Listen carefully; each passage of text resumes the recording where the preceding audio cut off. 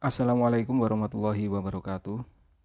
Persyaratan PPDB SMA Negeri dan SMK Negeri tahun 2023. Persyaratan yang pertama yaitu tentang usia. Usia calon peserta didik yang akan mendaftar nanti adalah paling tinggi atau maksimal 21 tahun per 1 Juli 2023. Kemudian dokumen yang harus dipersiapkan adalah akta kelahiran atau kalau tidak punya surat keterangan lahir yang dikeluarkan oleh pihak yang berwenang. Kemudian surat itu nanti dilegalisasi atau dilegalisir oleh kepala desa sesuai dengan domisilinya. Yang berikutnya adalah calon peserta didik baru sudah menyelesaikan seluruh rangkaian kegiatan belajar di kelas 9. Dan dokumen yang perlu dipersiapkan adalah ijazah. Namun kalau ijazahnya belum jadi atau belum keluar, bisa digantikan oleh surat keterangan lulus dari sekolah. Itu untuk dokumen telah menyelesaikan seluruh kegiatan belajar di kelas 9.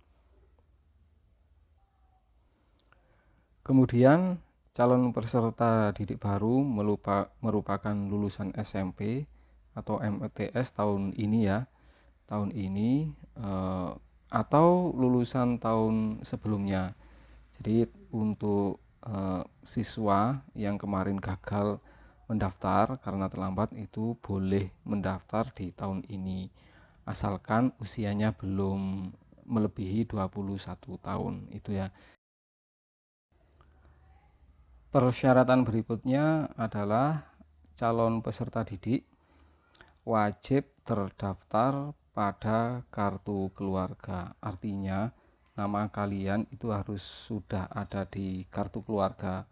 Dan kartu keluarga tersebut umurnya paling singkat 1 tahun sebelum tanggal pendaftaran PPDB, yaitu tanggal 19 Juni 2023. Bagaimana jika tidak mempunyai KK atau kartu keluarga? Di pasal selanjutnya itu sudah dijelaskan.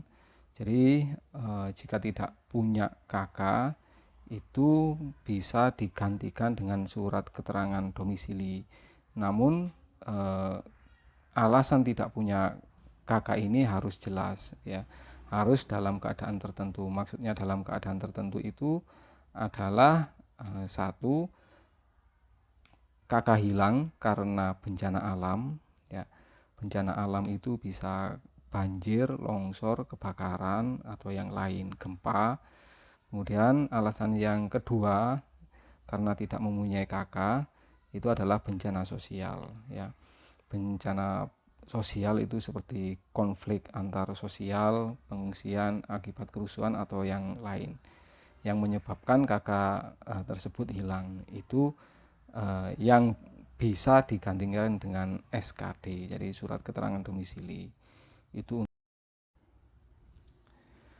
untuk kalian yang sudah mempunyai KK atau nama kalian sudah terdaftar dalam KK, tapi umur KK tersebut kurang dari 1 tahun, maka harus dilampiri surat keterangan yang dikeluarkan oleh RT dan RW, kemudian disetujui oleh kepala desa sesuai dengan kartu keluarga baru disertai penjelasan dan perubahan kartu keluarga. Jadi perubahannya itu apa? Harus ada penjelasannya. Nah, penjelasan itu di sini kartu keluarga baru karena penambahan anggota ya. Penjelasannya bagaimana? Penjelasannya bahwa calon peserta didik baru kalian itu sudah masuk pada KK itu paling singkat 1 tahun sebelum tanggal 19 Juni ya. Jika perubahan KK tersebut karena pindah rumah ya, jadi punya KK baru karena pindah rumah, maka surat keterangannya nanti bunyinya adalah bahwa calon peserta didik baru atau kalian adalah anak kandung ya. Itu untuk kalian yang punya KK tapi berumur kurang dari 1 tahun ya. Persyaratan berikutnya adalah bagi kalian yang berasal dari pondok, ya, mungkin berasrama di pondok, menetap di pondok, atau mungkin dari panti asuhan, maka yang perlu dipersiapkan adalah surat keterangan dari lembaga. Kemudian jika kalian nanti mendaftar di SMK, itu SMK-nya tersebut ya itu dapat menetapkan persyaratan khusus ya. Jadi khusus untuk SMK itu memang boleh menambah persyaratan tertentu bagi calon peserta didik ya, seperti tidak boleh buta warna, harus tinggi.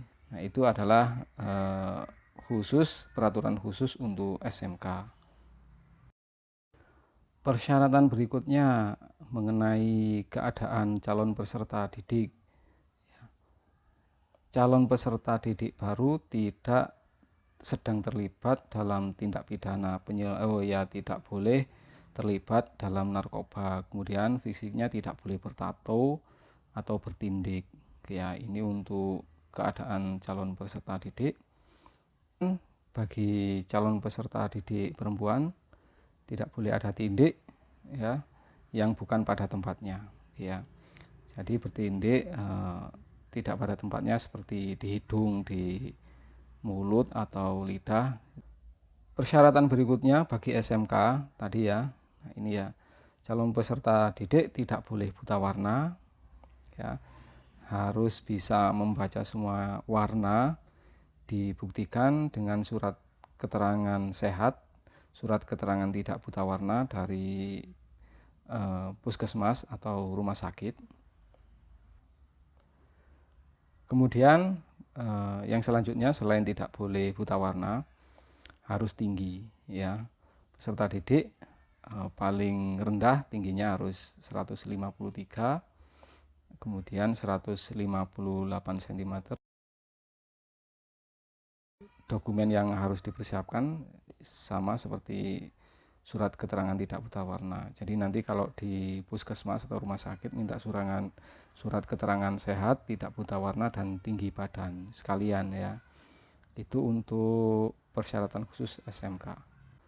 Oke, dari saya cukup sekian dulu. Jika ada pertanyaan silakan langsung saja menulis di kotak komentar. Dan dari saya cukup sekian. Assalamualaikum warahmatullahi wabarakatuh.